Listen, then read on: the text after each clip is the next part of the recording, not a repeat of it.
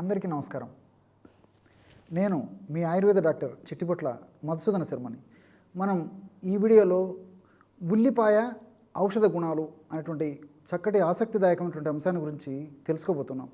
ఉల్లిపాయ దీన్నే కొన్ని ప్రాంతాల్లో నీరుల్లిగడ్డలు అనేటువంటి పేరుతోనూ, కొన్ని ప్రాంతాల్లో ఎర్రగడ్డలు అనేటువంటి పేరుతోనూ, కొన్ని ప్రాంతాలలో పెద్ద ఉల్లిగడ్డలు అనేటువంటి పేరుతోనూ ఈ విధంగా వివిధ ప్రాంతాల్లో వివిధ రకాల పేర్లతో పిలుస్తూ ఉంటారు.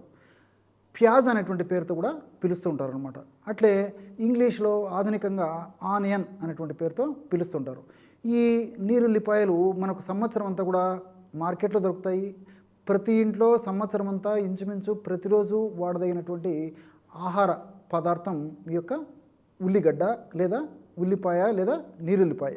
ఈ యొక్క ఉల్లిపాయను గురించి మనం ఆలోచించినట్లయితే అనేక రకాలైనటువంటి చారిత్రకమైనటువంటి విషయాలు మనకు బోధపడతాయి.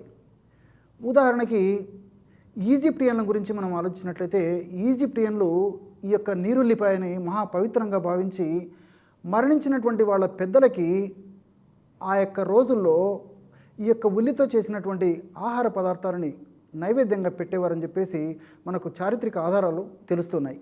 అట్లే 1665వ సంవత్సరంలో లండన్లో ప్లేగు వ్యాధి విపరీతంగా విజృంభించింది.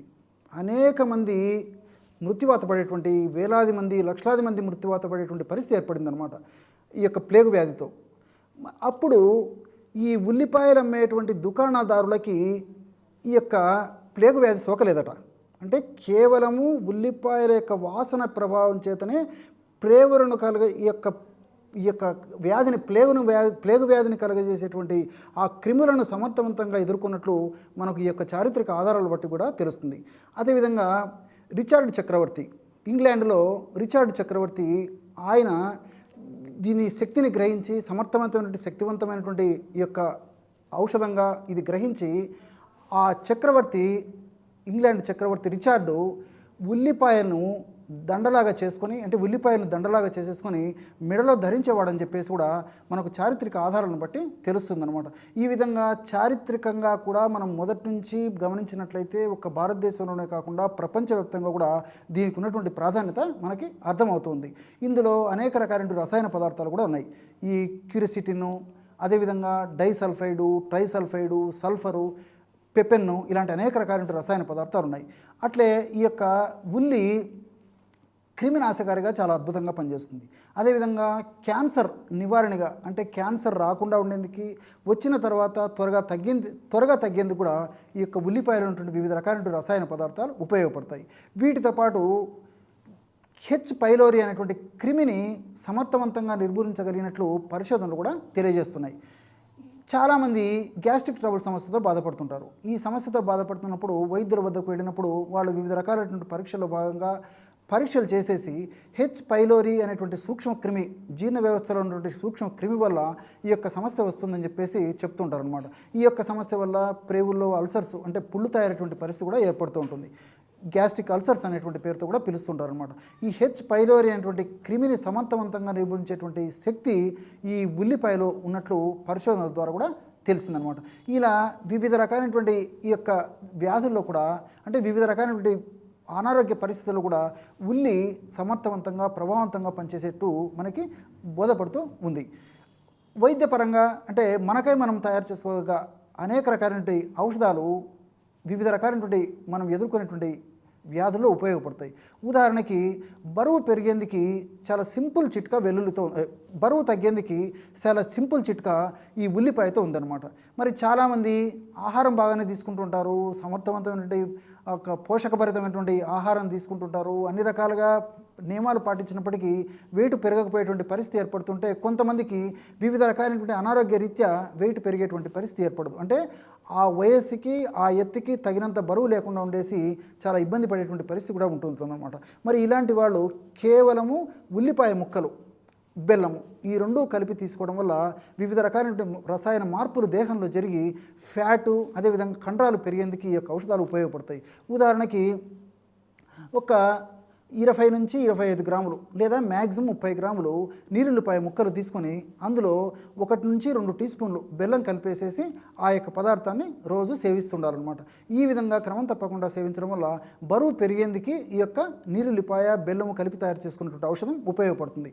అట్లే ఆస్తమా, ఉబ్బస వ్యాధి, ఈ ఉబ్బస వ్యాధితో కూడా చాలామంది ఇబ్బంది పడేటువంటి పరిస్థితి ఏర్పడుతుంటుందన్నమాట. మరి ఈ ఉబ్బస వ్యాధిగ్రస్తులు నేను చెప్పినటువంటి ఈ యొక్క ఔషధాన్ని వాడుకోవడం వల్ల క్షణికంలో అంటే చిటిక వేసినటువంటి పద్ధతిలో అంత త్వరగా సమర్థవంతంగా శీఘ్రంగా వెంటనే ఇప్పుడు మనం చెప్పుకోబోయేటువంటి ఔషధంలో ఉన్నటువంటి ఔషధ గుణాలు సమర్థవంతంగా పనిచేసి శ్వాసనాళాలు విప్పారేసేసి బాగా శ్వాస పీల్చుకునేటువంటి పరిస్థితి ఏర్పడి ఆ ఉబ్బస సమస్య నుంచి బయటపడేందుకు కూడా అవకాశం ఏర్పడుతుంది. మరి ఔషధాన్ని ఎలా తయారు చేసుకోవాలంటే 10 ml నీరుల్లి రసం తీసుకోండి. అంటే 10 ml అంటే 2 టీ స్పూన్లు. అదేవిధంగా 1 టీ స్పూను తేనె తీసుకోవాలి. 1 టీ స్పూను లేకపోతే 2 టీ స్పూన్ల వరకు కూడా తేనె తీసుకోవచ్చు. 1 టీ స్పూను అల్లపు రసం. కాబట్టి 2 టీ స్పూన్లు నీరుల్లి రసము, 1 లేదా 2 టీ స్పూన్లు తేనె, 1 టీ స్పూను అల్లపు రసం. ఈ 3 పదార్థాలు కలిపేసేసి ఒక్క ప్రమాణంగా తీసుకోవాలి. అంటే 1 డోసుగా తీసుకోవాలి. ఈ విధంగా సమస్య తీవ్రంగా ఉంటే రోజు 3 సార్లు తీసుకోవచ్చు. లేకపోతే సమస్య కొద్దిగా ఉంటే రోజు ఉదయం ఒక్కసారి రాత్రి ఒక్కసారి తీసుకున్నప్పటికీ చాలా సమర్థవంతమైన ఫలితాలు కలిగేటువంటి పరిస్థితి ఏర్పడుతుంది. అట్లే మధుమేహం, దీన్నే షుగర్ వ్యాధి, చక్కెర వ్యాధి అనేటువంటి పేర్లతో వివిధ రకాలుగా పిలుస్తూ ఉంటారనమాట. ఈ రోజుల్లో వివిధ రకాలైనటువంటి కారణాల వల్ల ఒక్కసారి మధుమేహం మన బాడీలోకి ఎంటర్ అయిన తర్వాత మరి ఒక పట్టాన అనేక రకాల ప్రయత్నాలు చేసినప్పటికీ తగ్గకపోగా మరి ఎన్ని రకాలైనటువంటి మందులు వాడినప్పటికీ సమర్థవంతంగా కంట్రోల్ కాకపోకుండా ఉండడమే కాకుండా వివిధ రకాలైనటువంటి సైడ్ ఎఫెక్ట్స్ కూడా ఆ యొక్క షుగర్ వల్ల కలిగేటువంటి పరిస్థితి ఏర్పడుతుంది. అంటే కంటికి సంబంధించినటువంటి ఇబ్బందులు రావచ్చు, మెదడుకు సంబంధించినటువంటి ఇబ్బందులు రావచ్చు, రక్తనాళాలకు సంబంధించినటువంటి ఇబ్బందులు రావచ్చు, అదేవిధంగా గుండెకు సంబంధించినటువంటి ఇబ్బందులు రావచ్చు, ప్రేవులకు సంబంధించినటువంటి ఇబ్బందులు రావచ్చు, చర్మానికి సంబంధించినటువంటి ఇబ్బందులు రావచ్చు, అట్లే కిడ్నీ మూత్రపిండాలకు సంబంధించినటువంటి ఇబ్బందులు రావచ్చు. ఇలా వివిధ రకాలైనటువంటి అవయవాలు కూడా ఈ షుగర్ వల్ల ఇన్వాల్వ్ అయ్యేటువంటి పరిస్థితి ఏర్పడి వాటి యొక్క సమర్థత కూడా తగ్గిపోయేటువంటి పరిస్థితి ఏర్పడుతుంది. కాబట్టి మళ్ళీ అలాంటి పరిస్థితి రాకుండా ఉండేందుకు, వ్యాధి నిరోధక శక్తి పెరిగేందుకు, షుగర్ వ్యాధి నియంత్రణ ఉండేందుకు కూడా ఇప్పుడు మనం చెప్పుకోబోయేటువంటి ఈ యొక్క నీరుల్లితో తయారు చేసుకున్న ఔషధం ఉపయోగపడుతుంది. ఎలాగంటే నీరుల్లిపాయలు ముక్కలు ఒక 50 గ్రాములు తీసుకోండి. అంటే నీరుల్లిపాయలు తీసుకొని శుభ్రం చేసేసి ముక్కలుగా తయారు చేసేసి చిన్న చిన్న ముక్కలను ఒక 50 గ్రాముల వరకు తీసుకోండి. ఆ నీరుల్లిపాయ ముక్కల్లో ఒక 10 ml అంటే ఇంచుమించు 10 గ్రామ్స్ వరకు తాజా పెరుగు కలిపేసి ఒక 10 నిమిషాలు అలాగే ఉంచేసేసి ఆ నీరుల్లిపాయలు పెరుగు కలిసినటువంటి మిశ్రమాన్ని రోజు ఒక ప్రమాణంగా ఉదయం పరిగెడుపున తీసుకోవచ్చు, లేకపోతే సాయంత్రం 5 నుంచి 7 గంటల మధ్యలో కూడా మరొకసారి తీసుకోవచ్చు. రోజు ఒక్కసారి ఈ యొక్క ఔషధాన్ని ఈ పద్ధతిలో ఆహార ఔషధాన్ని వాడుకోవడం వల్ల షుగర్ వ్యాధి నియంత్రణలో ఉండడం కాకుండా షుగర్ వ్యాధి వల్ల వచ్చేటువంటి వివిధ రకాలైనటువంటి ఉపద్రవాలు అంటే తగ్గేటువంటి పరిస్థితి ఉండడమే కాకుండా వ్యాధి నిరోధక శక్తి కూడా విపరీతంగా పెరిగిపోయి ఇన్వడింపజేసేసి భవిష్యత్తులో మరి వ్యాధి నిరోధక శక్తి తగ్గడం వల్ల వచ్చేటువంటి ఉపద్రవాలు కూడా తగ్గేటువంటి పరిస్థితి ఈ యొక్క ఔషధాల వల్ల కలుగుతుంది. కాబట్టి ఈ యొక్క ఔషధాన్ని ఈ పద్ధతిలో వాడుకోవడం వల్ల ఇందులో ఉన్నటువంటి ఔషధ గుణాలు, రసాయన తత్వాలు మన దేహంలో సదా ఉంటూ, సదా కాపాడుతూ, సదా మన ఆరోగ్యాన్ని రక్షించేటువంటి పరిస్థితి ఏర్పడుతుంది. చూశారు కదా, నీరుల్లిలో ఎటువంటి ఔషధ గుణాలు ఉన్నాయో మీరు ఈ వీడియోలో తెలుసుకున్నారు కదా. మరొక వీడియోలో మరొక అంశంతో మళ్ళీ కలుద్దాం. అంతవరకు నమస్కారం. మీ చిట్టిపొట్ల.